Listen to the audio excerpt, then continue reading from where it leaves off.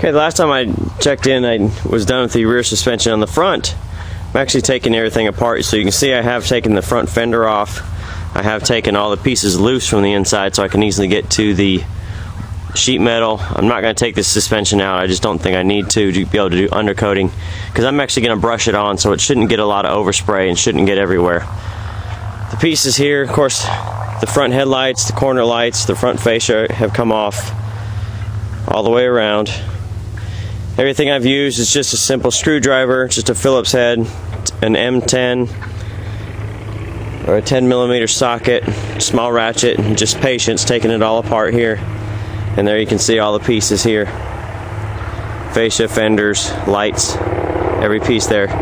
If yours is like mine, it's 16 years of road and grime, and sometimes things stick together, so just take your time taking it apart. And the next time you'll see me, I want to be ready to go to start washing.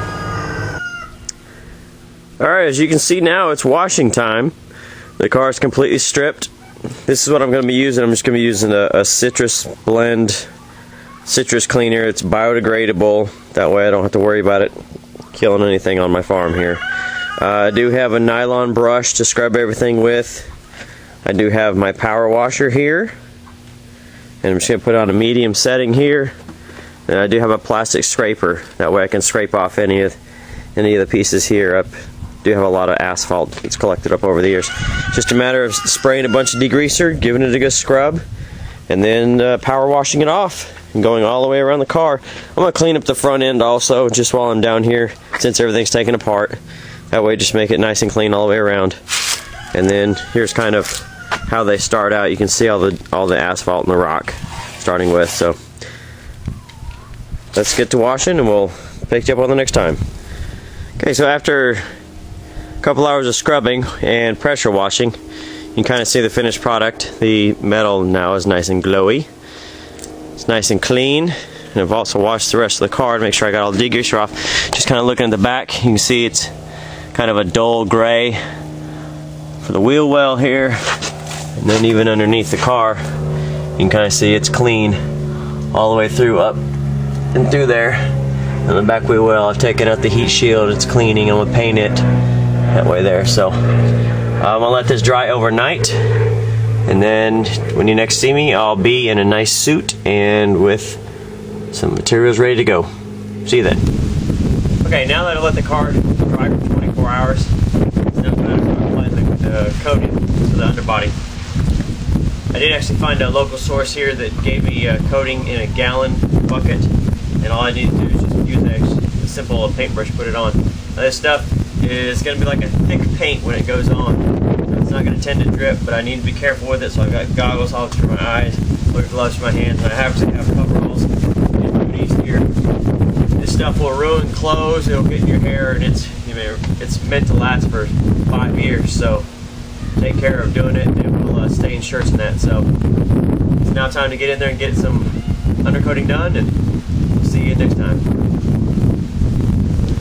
Just to kind of give you a quick picture of how it looks, figured I would just put some undercoating on the back of the fenders, front fenders. That way it'll get a bit more of a damping and less vibration and noise as you're driving down the road. Just to show you, it's like a thick paint here. You know, it's kind of like almost like a thick putty, if you even think of that. But it brushes on very nice. Gives it kind of, you can see a brushing texture, but it's actually purple when it goes on.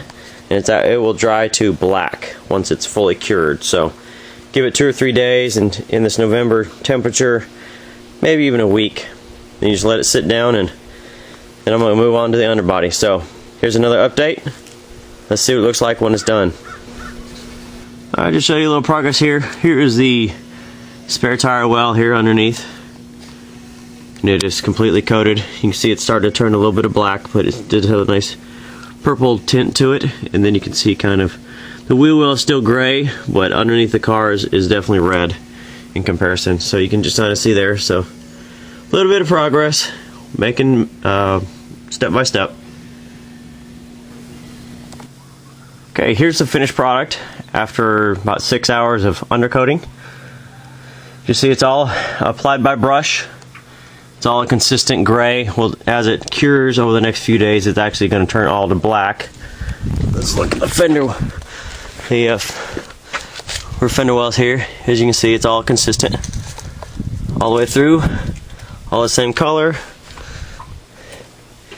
And you can also see the front here is all a consistent gray all the way through. So this is a Dow undercoating here, similar to what factory Nissan uses on the current day cars here. And we'll just look at the other side.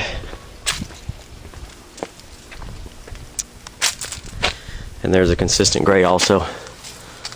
Not a hard job to do with a paintbrush, just time and do it as you want to get the consistency and the finish you're looking for. This will hold up for years and it'll continue to look pretty good. And also you can see there is the heat shield and the two brake line covers for the rear fender wells that I've hit with a just a basic anti-rust Rust-Oleum and a satin black just to cover them up. So that's the end of the job. Thanks for watching. This has been doing the undercoating on Project Zenki Redo. See you next time.